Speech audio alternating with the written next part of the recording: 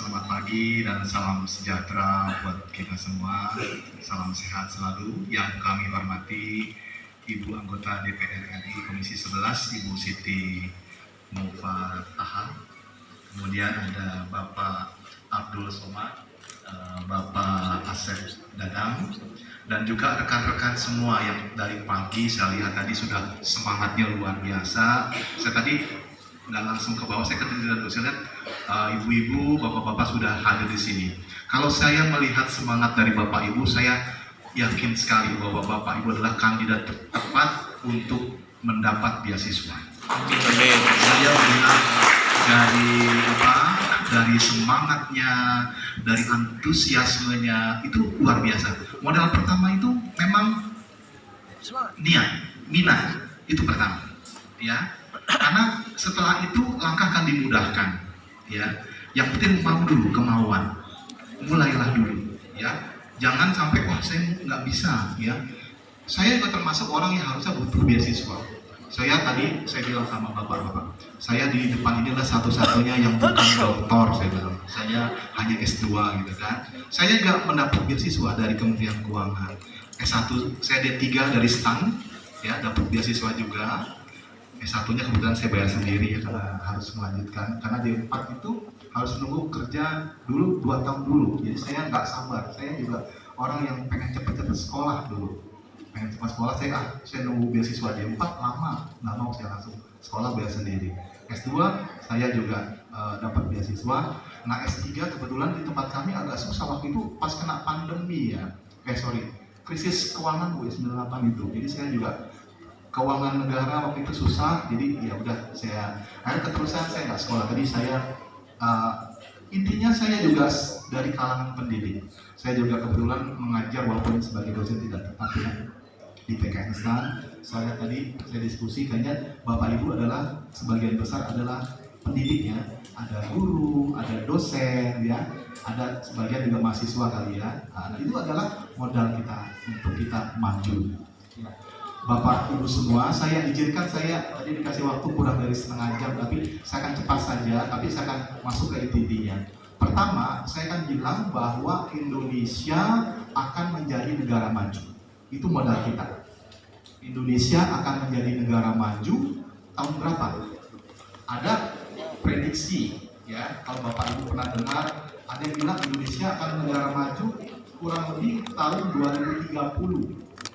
Ada yang bilang tahun 2045 saat kita menjadi 100 merayakan 100 tahun kemerdekaan Indonesia. Tapi semua itu masih prediksi. Sama kalau kita bilang Indonesia memiliki potensi kaya negara yang sangat besar. Indonesia tapi itu kan masih potensi. Kalau tidak kita gali, kita kembangkan hanya potensi. Ya. Makanya sekarang ya adalah saat kita untuk mewujudkan potensi itu menjadi kenyataan. Ya, kalau dibilang di sini, McKinsey bilang Indonesia akan menjadi negara ke-7 terbesar di dunia dalam ekonomi, atau bahkan Pricewaterhouse bilang menjadi negara ke-4 terbesar tahun 2045.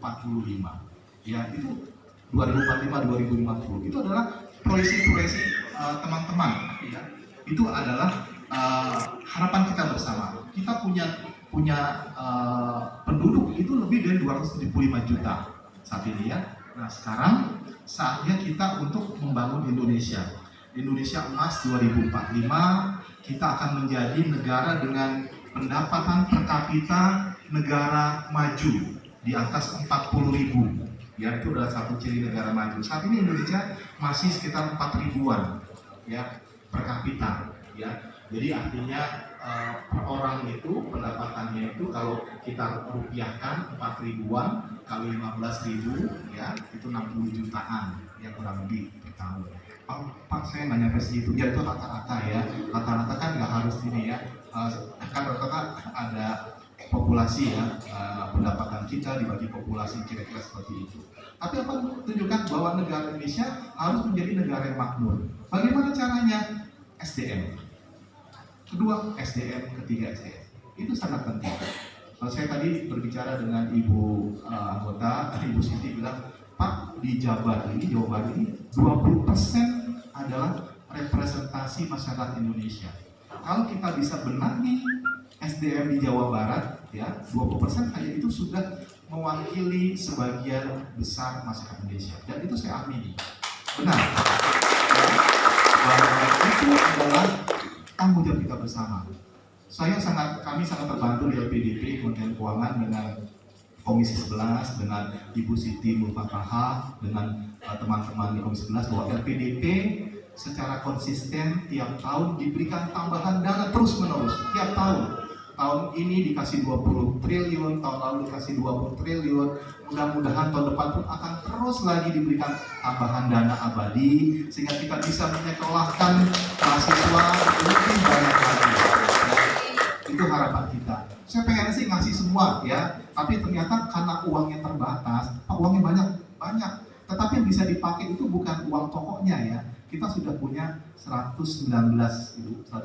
triliun, tetapi yang 120-an ya, tetapi yang digunakan untuk belanja itu hanya imbal hasilnya dengan 6% ya, 6% kali 120-an ya, itu kan sekitar 7-8 triliun. Itulah yang dibelanjakan buat semua, buat Kemendikbud ya, buat masyarakat luas, di Kemenak juga, dengan BRIN juga, tetapi hanya buat lompatannya. Jadi maksudnya kan pendidikan banyak ya, ada di SD, SMP, dari TK makanya, SMP, SMA gitu kan. Kenapa dipilih adalah yang pendidikan lanjutan?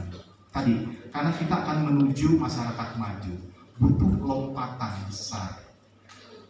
Makanya dipilih adalah S2, S3, dokter spesialis, dan riset-riset yang memiliki lompatan. Ya, contohnya LPDP juga memberikan riset loh Bapak Ibu. Kalau Bapak Ibu lihat ya, termasuk kita memberikan riset, dana riset buat mobil listrik, bis listrik, motor listrik. Itu adalah karena Indonesia ke depan itu akan kita nggak boleh jadi negara pengikut. Kalau kita akan memulai bersama-sama dari mobil konvensional, kita ketinggalan. Kita harus melompat sama-sama. Misalkan listrik kan belum pada maju ya. Nah, kita masuk ke situ. Kita sudah melakukan. Sama seperti Pak Habibie menganggap kalau kita ngikutin terlambat. Kita harus buat transportasi udara, kapal terbang. Sayangnya waktu itu karena pandemi ya. Nah itu sama, LPDP juga melihat bahwa harus ada lompatan teknologi. Nah ini tugas LPDP ke depan ya. Slide berikutnya itu saya akan lihat di situ, silakan coba saya melihat. Nah LPDP supaya kita tahu Bapak Ibu semua, kita memiliki dana abadi, ada 4 dana abadi yang dititipkan di LPDP. Pertama adalah dana abadi pendidikan, dana abadi perguruan tinggi, dana abadi kebudayaan, dan dana abadi pendidikan. Totalnya saya bilang tadi adalah 119 atau kita bulatkanlah 120 biar gampang ingatnya gitu ya. Nah ini yang digunakan itu bukan dana pokoknya, tapi dikelola dulu, diinvestasikan, hasilnya baru dibelanjakan. Buat apa? Buat beasiswa, buat riset, program kolaborasi. Jadi selain LPDP memberikan beasiswa, ada di Kemendikbud Riset memberikan beasiswa. Ada buat pelatihan magang. Kalau Bapak Ibu dengar ada program ISMA, Bapak Ibu kenal ISMA? Ya sudah mulai terkenal ya. Jadi program kalau kita boleh kuliah di luar negeri itu hanya 1 semester ya di perguruan tinggi. Itu adalah dari LPDP. Ada program magang bersertifikat ya, itu LPDP juga yang danai, tapi programnya milik Kemendikbud. Jadi kita berkolaborasi karena nggak mampu LPDP. Kami pegawainya hanya sekitar 180 orang ya, tidak mungkin bisa walaupun uang diberikan banyak nanti tidak bisa perform. Makanya harus dikolaborasikan dengan Kemendikbud, dengan Kemenak, dengan BRIN ya, dengan siapapun nanti yang ditunjuk ya. Kita bisa menggerakkan ya, memberikan banyak beasiswa, memberikan dukungan pendidikan ya, dukungan riset kepada semua yang membutuhkan. Nah, saya akan melihat ini jumlahnya sebenarnya tidak penting jumlahnya, yang penting manfaat ya. Tadi saya bilang 119 dan dengan dukungan dari Komisi 11 kita diberikan tambahan lagi 2023 ini 20 triliun dan kita akan menjadi sekitar 140, jumlah yang luar biasa besar ya, sangat besar. Dan itu kalau kita diberikan tanggung jawab ya, kepercayaan, maka akan menjadi tanggung jawab yang besar. Karena tidak main-main ya, dana besar kalau kita tidak amanah ya, itu nggak mungkin kita bisa dipercaya. Jadi harus amanah. Investasi kemana saja selama ini? Kita mengenal ada investasi obligasi pemerintah, ya, termasuk yang syariah juga ada. Deposito kita pasti juga yang konvensional dan syariah juga ada.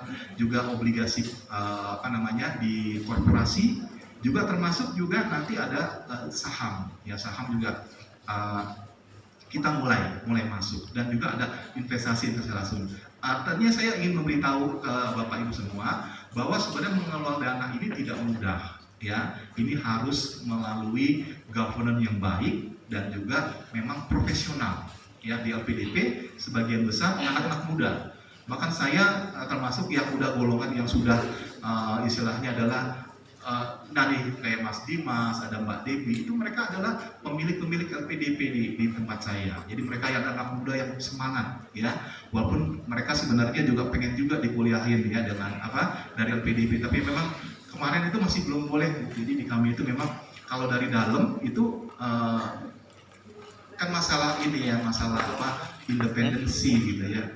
Mentang-mentang di dalam diberikan beasiswa gitu kan, jadi ada perasaan itu, maka tidak pada protes kok kami tidak dikasih gitu ya. Tapi ya udah, nanti kita atur dengan cara lain gitu kan. Nah itu, jadi kami justru memprioritaskan Bapak Ibu semua ya, masyarakat Indonesia ya, bukan dari orang dalam. Dan kami jamin beasiswa yang diberikan LPDP adalah profesional, transparan, tidak ada KKN ya, dan benar-benar istilahnya adalah merit system. Saya pengennya bisa memberikan semua, tetapi memang karena terpaksa kita melakukan seleksi. Nah, seleksinya gimana? Nah, kita lihat, kita akan bahas sekarang ya, bagaimana sih seleksi yang akan dilakukan oleh PDP ya. Tapi sebelumnya saya ingin memberikan dulu highlight ya. Saat ini kita sudah memberikan beasiswa kurang lebih 35.000 orang. Tapi ini di luar dari Kemendikbud ya. Kalau Kemendikbud itu udah sampai 100 ribuan, 150 ribuan. Jadi sangat besar. Malah LPDP kalah. Ya. Kenapa? Karena mereka mesinnya banyak yang besar ya. Kalau LPDP kan saya bilang kecil jadi ya. Tapi kita memilih yang S2, S3. Nah, kita sudah berikan ke 34 provinsi. Kalau sekarang provinsi sudah berapa ya? 38 ya. 38 dengan tambahan 4 yang di Papua Bu ya. Nah, harusnya kami akan revisi ya. Harusnya 38. Pasti udah ada, karena di Papua kan dibagi-bagi, ada Papua Barat Daya, ada Tengah, pegunungan gitu. Ya, itu belum masukin, nanti kalau di breakdown harusnya udah ada juga. Jadi ke semua provinsi Indonesia sudah ada ya. Terus kemudian yang ongoing, rata-rata ongoing itu maksudnya dibiayai dalam tahun berjalan itu sekitar 7.500-an. LPDP itu mungkin mengelola paling maksimal hanya 10.000 orang. Karena kapasitas mesin kita memang segitu kan, orangnya sedikit. Kita kan usahakan slim organization, ya, organisasi ramping. Gitu. Karena biasanya kalau besar itu agak malas bergerak ya. Kayak badan saya ini besar gitu kan, pasti malas bergerak. Diajak lari, udah larinya di mana gitu kan, nanti udah macam-macam gitu kan, malas gitu kan. Nah, kalau kecil gitu kan, ramping dia larinya kenceng gitu ya. Tapi tetap kok semangatnya sama ya Bapak Ibu semua. Nah, saya akan bahas ya di berikutnya di penerimaan baru 2022 ya Bapak Ibu semua. Di yang lalu LPDP itu merekrut sekitar 5.600 ya, 5.600 orang. Tahun ini kita akan nambah menjadi 7.000 orang ya, jadi meningkat ya. Jadi dengan tambahan dana tadi kita meningkat 7.000 orang. Itu jumlahnya cukup besar ya, bukan besar banget tapi cukup besar ya. Jadi kalau lihat angka, ini hanya sekedar angka, artinya di 2023 ini akan ada rekrutmen yang lebih banyak lagi karena ada penambahan juga dokter spesialis. Jadi nanti Bapak Ibu yang mungkin di sini nggak ada dokter spesialis, nggak tahu apakah ada apa tidak, bisa ikut ya. Kemarin baru saja selesai untuk pengumumannya dokter spesialis. Nanti sampai sekarang kita masih bukaan ya, sampai tanggal 25 memang mungkin, tapi kalau tidak sempat kita setahun itu 2 kali ya, Januari dan ada bulan Juli ya, Juni-Juli biasanya itu akan ada 2 kali penerimaan. Kalau yang di awal biasanya untuk kuliah di tengah ya, untuk di fall semester sekitar Agustus September, tapi yang daftar bulan Juni Juli biasanya akan kuliah di tahun berikutnya. ya untuk Januari, Februari ya, atau kita bilang biasanya di masa-masa spring gitu ya kalau di Amerika ya. Kalau di luar negeri, kalau di Indonesia nggak ada ya, nggak ada beda-bedanya, mau fall mau sama aja, hujan atau panas. Sekarang kita nggak usah beda ya. Kadang sekarang harusnya musim hujan atau musim panas nih. Bingung ya. Saya kemarin hujan deras itu waktu di sana. Jadi ini harusnya musim panas kayaknya, tapi kok deras banget gitu ya, sering banjir gitu kan. Ya. Nah, baik, berikutnya ini sebaran tadi saya sebutkan ya. Hampir semua sebaran sudah ada. Terbesar di mana Bapak Ibu penerima beasiswa LPDP? Jawa Barat. Jawa Timur. Jawa Barat terbesar. Jadi secara nggak langsung Jawa Barat itu memang pada pengen sekolah semua. Saya juga heran, ya. Memang saya angkat jempol buat masyarakat Jawa Barat, ya benar. Karena mereka adalah memiliki porsi terbesar dari penerima beasiswa LPDP. Nah, pertanyaannya bagaimana dengan Garut, gitu kan? Bagaimana dengan Garut, gitu kan? Nah, coba kita lihat berapa sih jumlahnya dari 35.000, ya coba lihat. Aduh sayang gitu ya, Garut masih 72 orang, ya. 72 orang. Jadi artinya masih ada potensi. Makanya ibu anggota DPR ini luar biasa mengajak kami ya, coba Pak Gus kita sosialisasi dong di Garut. Nah, karena supaya tadi memperkenalkan, mungkin sudah tahu ya, hanya dengarnya remang-remang gitu. Ada beasiswa gitu, tapi katanya susah gitu ya. Kayaknya nggak mungkin deh daftar di sana. Bapak Ibu, nggak ada yang nggak mungkin ya. Kunci pertama tadi saya lihat niat. Tadi Bapak sudah antusiasnya luar biasa ya. Sama kalau kita punya anak ya, kalau anak itu pengen, Pak saya pengen dong kursus, kan kita seneng kan. Jadi baru niat aja, yuk kita ajak kan. Sama saya juga melihat antusias itu, saya pengen ngasih beasiswa aja karena yang penting lihat dulu kan. Tapi uangnya kan terbatas ya. Tapi saat ini nanti saya mesti seleksi itu mana yang kira-kira bisa ini kan, kita juga tidak boleh zolim ya. Ada di masyarakat lain yang juga sama pengen sekolah gitu ya, makanya kita membuat kriteria. Nah yuk kita bersaing, tapi kita bersaingnya juga cerdas ya. Kita menyiapkan diri. Tidak ada yang menerima beasiswa tanpa persiapan. Bohong gitu kalau bilang saya bisa. Enggak. Semua ada persiapan. Lapannya nggak tergantung kita. Ada yang menyiapkan diri setahun. Apa? Karena dituntut bahasa Inggris. Saya kemarin dikritisi sama teman-teman anggota DPR. Saya sekalian curhat sama ibu. Ya. Kenapa sih mesti pakai TOEFL? Ya. Hapusin aja, gitu kan? Saya sebenarnya setuju. Kenapa? Karena TOEFL itu menjadi perintah. Tapi masalahnya begini. Yang mensyaratkan TOEFL itu bukan LPDP-nya, tetapi sekolahnya. Ya enggak? Kalau kita sekolah di Amerika kan saya bukan TOEFL-nya, ada IELTS, ada TOEFL ya, maksud saya ya, mohon maaf ya. Kompetensi bahasa Inggris kan disyaratkan di sana kan, nggak mungkin kalau LPDP membebaskan ternyata begitu udah dikasih, ternyata begitu kita TOEFL nggak lulus kita, ya mesti lanjut sampai 2 tahun, jadi uangnya mandek ya. Jadi makanya LPDP memikir, oh kalau gitu cari yang sudah siap. Makanya selain niat, Bapak Ibu harus siap. Namanya siap kan harus persiapan. Ada yang setahun, ada yang 2 tahun, ada yang 3 tahun, ada yang 6 bulan. Tergantung kita. Ada yang udah niat sekali, ya bisa dia. Mungkin dasarnya sudah cukup ya. Maksudnya di sekolahnya sudah baik, mungkin dia pernah kursus juga. Termasuk di sekolah negeri ya, mau izin, sekolah negeri yang sama. Itu mensyaratkan kemampuan bahasa Inggris juga. Kalau nggak salah Pak ya, pasti mereka minta di S2 itu minimal TOEFL ITP itu 500 ya. Nah kita nggak mau juga udah masuk ternyata TOEFL-nya nggak masuk, sehingga kan dia nggak lulus tuh. Jadi LPDP cari aman ya. Jadi persyaratan TOEFL-nya harus ditunjukkan di depan. Nah itu yang menjadi kondisi saat ini. Saya juga lagi mikir-mikir gimana caranya ya supaya ini tidak menjadi rintangan. Kami lagi mencoba ya, tapi memang untuk saat ini ya kita jalani dulu ya, maksudnya siapkan bahasa dulu ya, siapkan bahasa ya. Pak biayanya mahal TOEFL gitu kan, aduh gitu kan. Untuk tes pertama itu kan Bapak bisa tidak hanya TOEFL, ada bisa namanya Duolingo ya, dia bisa pakai internet ya, yang relatif murah gitu ya. Ada Ada macam-macam, nanti saya tunjukkan ya. Ada penyedia jasa tes yang tidak harus mahal gitu ya. Ada pilihan-pilihannya dan kita setarakan. Next silakan. Nah tujuannya nanti kita tingkatkan ya. Ini saya yakin dari ruangan ini akan ada yang masuk menambah statistik 72 ya. Saya pengen lebih dari 72 ya, kalau bisa ratusan gitu ya. Berikutnya, nah ini kebijakan beasiswa. Jadi Bapak Ibu semua, kita memiliki beasiswa itu paling tidak ada 3 jenis beasiswa. Pertama yang kami sebut dengan beasiswa afirmasi. Afirmasi apa sih Bapak Ibu?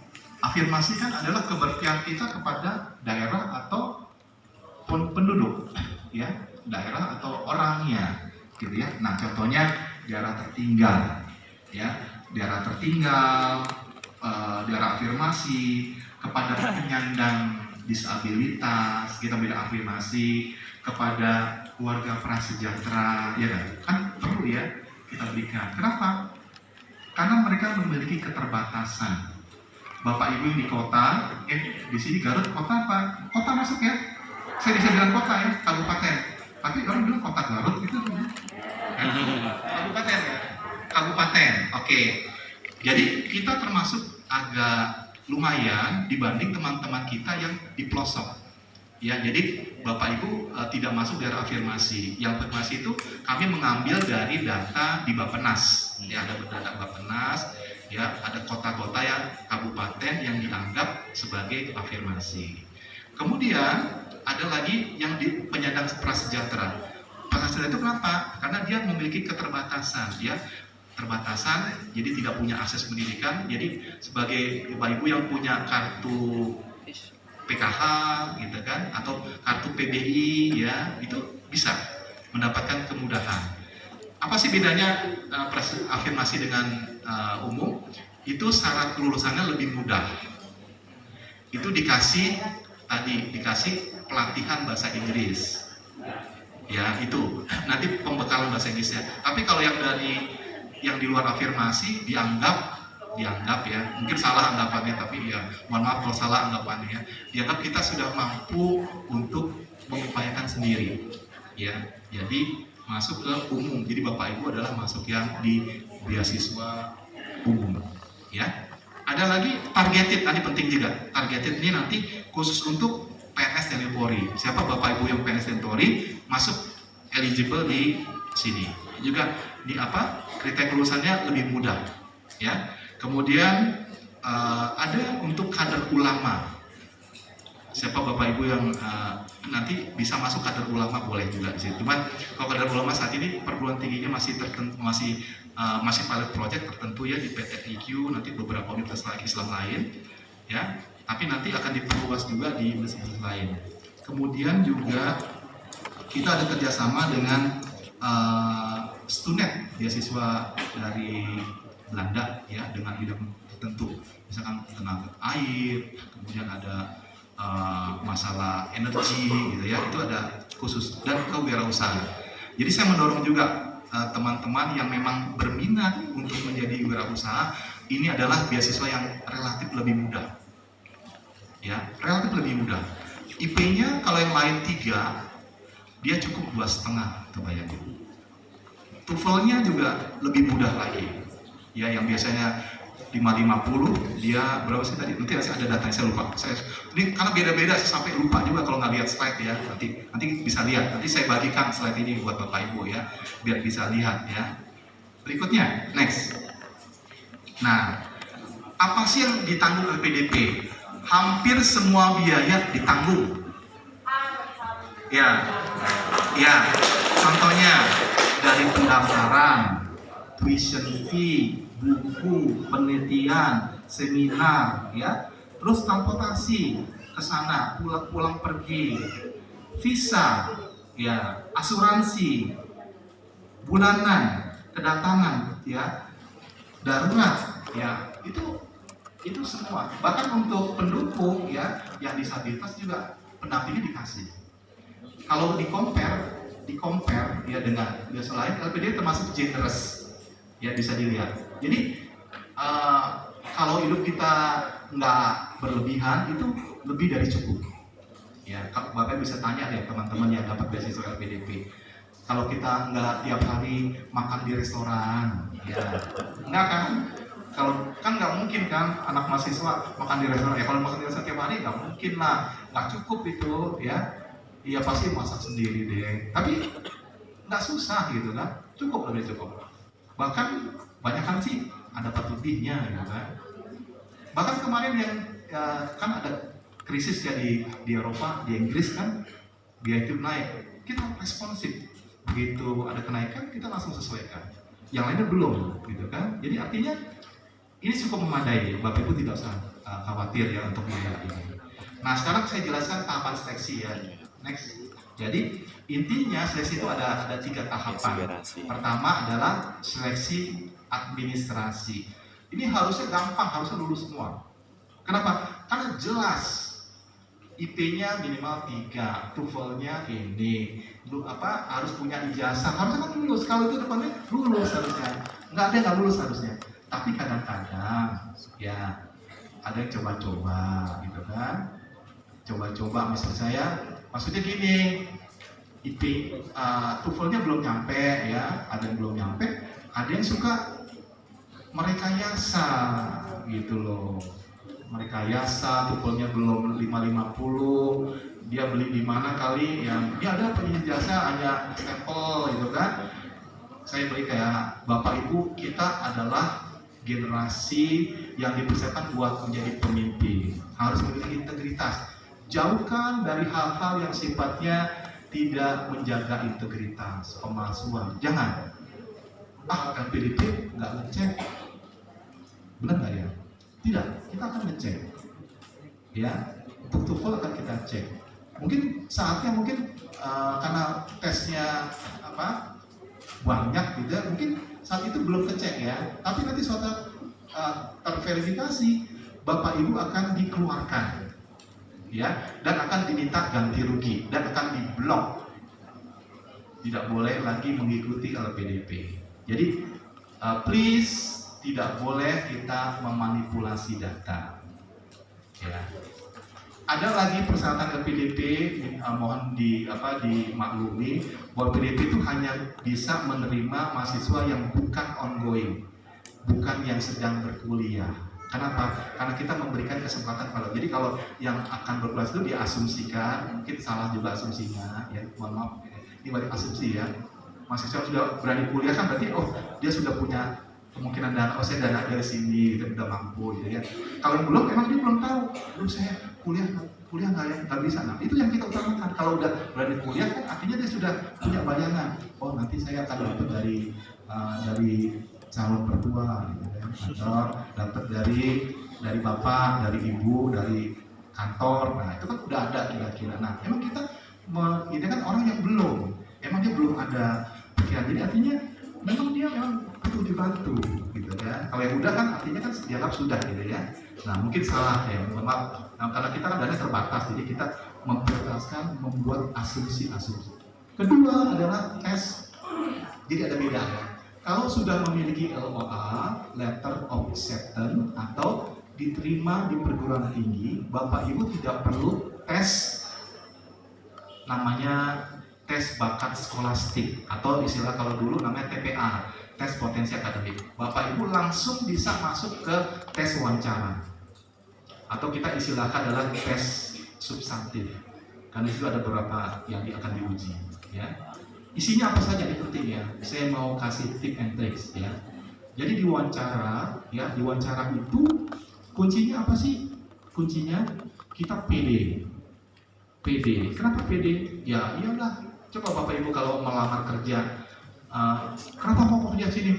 Aduh gimana ya Pak, kan gitu kan, saya ini butuh uang gitu kan. Enggak, kita harus pede gitu kan. Kita pede kenapa kamu mau kuliah di suatu perguruan tinggi ya, di Universitas Manchester gitu. Pak, ilmu yang di sana itu adalah ilmu yang saya rasa bermanfaat buat Indonesia. Kenapa? Metalurgi Pak, Indonesia banyak punya tambang, mineral, tapi nggak diolah. Itu Indonesia butuh Pak, kita harus hilirisasi kayak gitu ya. Walaupun kita juga kadang-kadang nggak tahu juga benar apa enggak gitu ya, tapi pede, gitu kan? Iya, nanti akan diuji lagi. Kamu beneran nggak tahu gitu kan? Nah, itu disiapin. Nah, kadang-kadang itu jangan, iya Pak, saya pengen jadi orang kaya, makanya saya ngambil. Nah, itu kan trik and trick ya. Jadi ada. Saya pun nggak tahu pertanyaannya, terus terang saya sumpah nggak tahu pertanyaan. Karena pertanyaan itu kadang-kadang ganti-ganti. Yang menjadi penguji itu ya, Bapak Ibu, ada 3 orang, ya. 2 dari akademisi kayak Prof. Abdul Somad, profesor, ya, pasti dia doktor itu jadi penguji kami, ya. Bapak belum juga ya, tapi harusnya ada beberapa itu masuk gitu ya. Memang ada kriteria pasti jadi penguji akademisi, doktor, minimal doktor, profesor, S2 ada juga, ya. 2, satu lagi adalah psikolog. Nah, psikolog itu akan tadi uji, ya, uji apa, kita siap nggak sih kuliah di luar negeri, ya. Kamu siap benar keluar negeri? Gimana ya, gitu kan? Saya udah kalau kayak gitu, ya siap. Iya, kayak gitu. Nah, nanti bisa minta tip and trick sama ibu. Iya, daya tahan kita kalau gitu harus pede. Jangan gimana entar kumaha oke, gitu kan? Nggak mungkin, gitu kan? Jangan, harus pede, harus meyakinkan bahwa kita tuh siap kuliah di luar negeri. Kemudian apalagi yang itu buktikan bahwa nanti ilmu itu bermanfaat. Apa yang akan kita lakukan? Kami memberikan beasiswa itu dengan visi Bapak Ibu itu kami proyeksikan akan menjadi pemimpin. Bapak Ibu begitu kuliah itu sudah punya planning akan menjadi apa, bekerja di mana, akan menjalankan usaha apa, akan bergerak di mana. Jangan begitu udah pulang kuliah, Pak Agus, saya udah selesai kuliah, sekarang bingung, saya belum dapat kerja, bilang gitu kan. Nah, saya bilang, oh berarti kami kemarin salah memilih kamu. Saya bilang gitu kan, iya, berarti dulu timnya salah. Kenapa? Itu tidak ada lagi. Harusnya kita udah tahu. Jadi setelah kuliah kalian mau apa harus tahu, ya. Kita tidak membatasi ya. Yang sudah bekerja boleh daftar, yang masih baru lulus pun fresh graduate boleh, karena kita nggak boleh zolim. Hak warga kita sama, ya. Kalau hanya kerja nggak fair. Saya belum dapat kerja kan harus jadi semua. Tetapi kita harus meyakinkan bahwa calon itu mereka yakin begitu pulang ke kuliah mereka akan tahu di mana akan mengabdi, ya, mendamar. Kita punya kewajiban ya Bapak Ibu semua, begitu kuliah kita harus kembali ke Indonesia, berkarya di Indonesia dengan bukan ikatan dinas ya, selama 2N+1. 2N masa studi ya, N masa studi. Jadi artinya teman-teman, Bapak Ibu semua, kalau kuliahnya 2 tahun, maka harus minimal di Indonesia 5 tahun. Setelahnya itu boleh, kan banyak tuh di pemerintahan ya, masalah PDP 400 lebih tidak kembali. Ya. Emang benar sih ada, tapi kita kejar, kita panggilin. Mereka banyak kan pulang. Ada nggak mau pulang, nggak apa-apa. Konsekuensi nggak mau pulang, bayar denda, gitu aja. Ya. Kalau nggak mau juga kita tagih terus. Kalau nggak mau lagi kita akan serahkan ke panitia urusan piutang negara. Gitu. Nah kalau urusan dengan itu, Bapak bukan ngeri gitu kan biasanya. Udah gitu aja.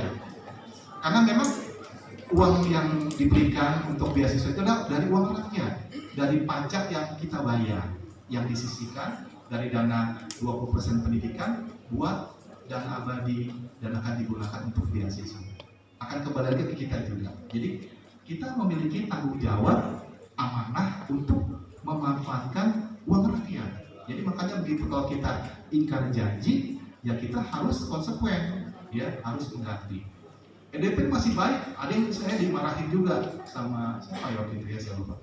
Ya biar ringan banget kalau ini diganti, ganti biaya kuliah kan hanya sekali itu ringan gitu ya. Harusnya diminta ganti 2 kali lipat, 3 kali lipat. Wah, saya nggak tahu ibu anggota DPR pasti enggak ya. Betul Bu ya. Nah, betul. Nanti kami pikirkan Bu, ya. Nah, itu memang harus diproses. Ya, harus kembali ke tanah air. Karena memang Bu, ini ada biasa gitu ya, kalau udah dapat LPDP, udah kuliah kerja di sana, itu argumennya macam-macam. Bagus, mengabdi buat Indonesia kan nggak hanya di tanah air ya, gitu kan? Maksudnya apa tuh, gitu kan? Jadi saya kan boleh kan mengabdi dari negara lain, saya akan bantu. Kamu dulu kan sudah tanda tangan bahwa mendapat beasiswa itu harus kembali ke Indonesia dan bekerja di Indonesia di tanah air, maka harus kembali, gitu ya. Tapi LPDP nggak mengizinkan kok. Kalau teman-teman nanti magang di luar negeri, bekerja buat organisasi lembaga internasional, itu kita berikan dispensasi, atau melanjutkan pendidikan dengan beasiswa lain atau lebih akan diberikan juga dispensasi. Tapi intinya kalian harus berbakti kembali ke Indonesia, gitu ya. Itu garis besar ya. Syaratnya banyak ya, coba. Oh tadi udah ya, begitu seleksi administrasi nanti ditetapkan, nanti akan kalian teman-teman akan masuk namanya persiapan keberangkatan PK. PK ini adalah wadah teman-teman bonding sesama boarding. Kalian membuat ikatan. Satu ikatan biasanya sekitar 200-an orang. Disitulah kelebihan LPDP dibanding pemerintah saja. Kenapa? Karena disitulah kalian akan mengenal satu dengan lain. Ya, biasanya kalau kelompok kecil biasanya mereka kuat ya. Nanti mereka akan bisa sharing. Jadi ilmunya banyak-banyak. Maksudnya ada yang dari dalam negeri, luar negeri. Di situ nanti kalian punya jejaring dan nanti setelah lulus kalian akan masuk ke namanya ikatan alumni namanya Mata Garuda. Ya, organisasi satu-satunya yang minimal anggotanya S2. Kemarin gitu. 17 ya. Yang lain kan macam-macam ya, ada SMA, ada S1. Itu organisasi yang minimal anggotanya S2, S3. Itu adalah apa ya? Itu kalau diperhatikan kebanggaan, itu besok akan menjadi suatu organisasi masyarakat yang powerful, semacam It's Me gitu ya, karena khusus. Makin banyak, ada 35.000, sekarang udah 17.000 jadi anggota. Besok kalau nambah lagi, ini belum termasuk Kemendikbud ya, ini masih LPDP aja. Kalau Kemendikbud nggak ada ikatan alumni sayangnya, kami ya udah apa-apa. Ini LPDP saja yang di running oleh LPDP. Itu ada ikatan-ikatannya dan mereka akan buat program yang nyata buat masyarakat. Ya, misalkan ada gerakan gemar baca, terus ke kampus, UMKM, nantangin sampah, pokoknya kegiatan bakti sosial, bantu pemerintah buat kajian, macam-macam yang banyak ya. Itu satu wujud nyata dari teman-teman alumni sudah dibayarkan, sudah dibiayai pendidikan. Berikutnya, ini jadwal jadwal seleksi ya. Untuk saya bilang tadi bahwa LPDP menyelenggarakan itu 2 kali ya, di bulan Januari dan bulan Juni atau Juli ya, Juni-Juli ya saya bilang tadi. Nah itu manfaatnya itu tiap tahun akan ada ya. Tahun lalu itu kita sudah mulai tahun 2021 atau 20 ya, itu kita full online. Dulu biasanya datang wawancara, sekarang udah nggak datang, langsung lewat wawancara lewat Zoom. Jadi nggak perlu ongkos, ya nggak. Jadi enak, ya udah luar biasa kan. Nah ini juga akan terjadi juga demikian, ya. Akan terus kita perbaiki sistemnya. Nah, berikutnya, ini saya bilang tadi yang saya bilang nggak boleh memanipulasi data ya, saya sudah ceritakan. Afirmasi, ya sudah. Afirmasi kayaknya yang putra-putri daerah sudah kita lewatin saja ya, karena bukan daerah Papua, tapi kita buat khusus ya. Tempat Papua itu bisa kita memang mensyaratkan mereka tidak perlu ada TOEFL. Jadi makanya kalau ada ini masalah